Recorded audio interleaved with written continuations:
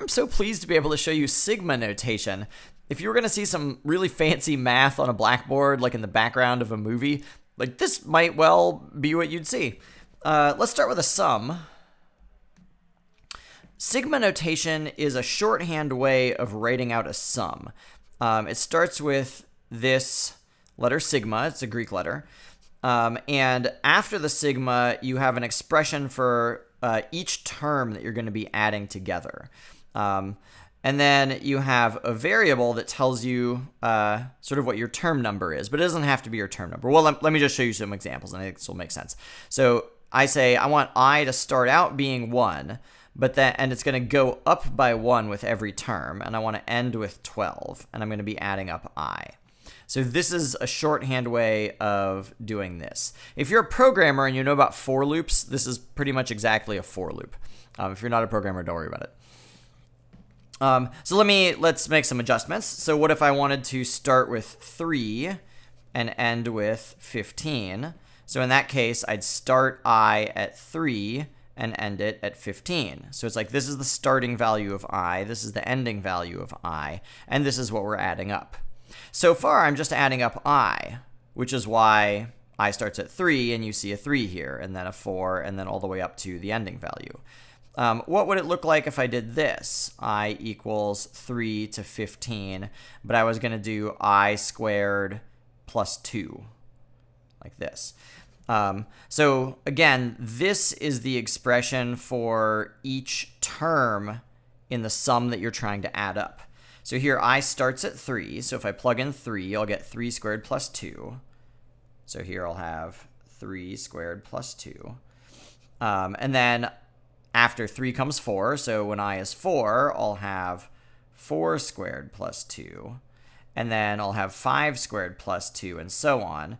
And then the very last thing I equals is 15, so my last term will be 15 squared plus 2. So again, you can see that this expression describes each of these terms, but with a different value for I, where I starts at 3 and goes up to 15. By the way, you don't have to use I here. You could use whatever letter you want. You could call it K, J, what have you. You can also use this as a shorthand for, what do I want to say? I want to say you could use this as a shorthand for writing sums that involve constants or variables or functions. So what if, so like the way before, so like if I want to write a general series, we wrote it this way, A1, A2, A3, dot, dot, dot, AN, where we understand that each of these subscripts is giving us a different number. So I just have a number and another number and another number and so on. You can still use sigma notation to write this in a shorter way. You'd say I equals 1 up to n, a sub I.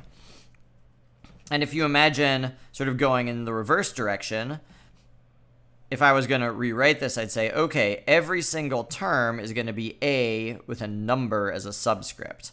And my number is going to start with 1. So in the first term, when I is 1, this will be a sub 1. And then in the next term, when I is 2, this will be a subscript 2. And then the next term, when I is 3, it'll be a sub 3. And then you draw the dot, dot, dot, and you go all the way up to n is the last value that I could be. So you'd a sub n like that. You can also use sigma notation to write a polynomial, because a polynomial is just a sum. It's a sum of terms. It's just that all of the terms involve a power of x. So let's say this is what I wanted to write. I could have my sigma.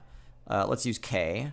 So k is going to go from something to something, and each of my terms looks like it's x to some power. So it looks like this one doesn't appear to be x to some power. So if we wanted to write this, you could do this. You could start with a 1, and then you could add sigma, where we've got k going from 1 up to, it looks like 10 is the last thing, and then every single term is x to some power. So here when k equals 1, this is like x to the first. When k equals 2, this is like x squared, and k goes all the way up to 10, so that's why the last term is x to the 10th. Well, if it turns out, actually, if you think about 1 as being the same thing as x to the 0 power, now you don't need to have this 1 on the outside. You could just write the whole thing starting k at 0, going up to 10, x to the k. So it's just another way of writing the same thing because you realize that x to the 0 is the same as the 1. So that's an example of how you could write a polynomial. Let's do one last one. What if I wanted to write something where, like I've got x squared, x to the 4th, x to the 6th, dot, dot, dot, x to the 10th. So I couldn't do this. I couldn't say, let's go back to I. I couldn't say I equals 2 up to 10 x to the I power, because the whole way the sigma notation works is we assume that the variable I is going to get assigned every single integer value between 2 and 10. So these two aren't equal because on the right-hand side, this would be x squared plus x cubed plus x to the 4th plus x to the 5th and so on. But one trick that we could do is if I want the exponents to be even, I could just write 2 times I, because I know 2 times anything is going to give me an even number. But the problem is I don't want I to start out at 2, because that would mean my first term would be x to the 4th power. So if I start I at 1, now the first term when I is 1 would give me x times 2 to the I, which is 1, so that's x squared. So that's good, we got that one. And then when I is 2, then we'd have x times 2 to the 2, which is x to the 4, so that works. Then when I is 3, that'll give us 6, so that works. But where do we want to end? We don't want to go all the way up to 10, because that would be x times 2 to the 10, which would be x to the 20. So instead, let's end at 5, half of what we used to have, because each exponent is getting multiplied by 2. So you can use tricks like that if you wanted to get all of the even values. Instead of having, like, I is going to take on all the integer values, but if you multiply it by 2, now you're taking on even values between 1 and twice 5. What if I wanted odd values? If I wanted odd values, I could do something like this, 2i minus 1. So take a minute and think, what would happen if I expand this? What would the first term be? Go ahead, think about it. What would the second term be? So here when I is 1, this is going to give me x to the 2, but then I subtract 1 to give me x to the 1. And then when I is 2, I'll have x to the 4 minus 1 is x cubed. So you can see this is going to count up the odd exponents. The last thing I equals is 5, so 2 times 5 is 10, so that's x to the 10 minus 1 is x to the 9.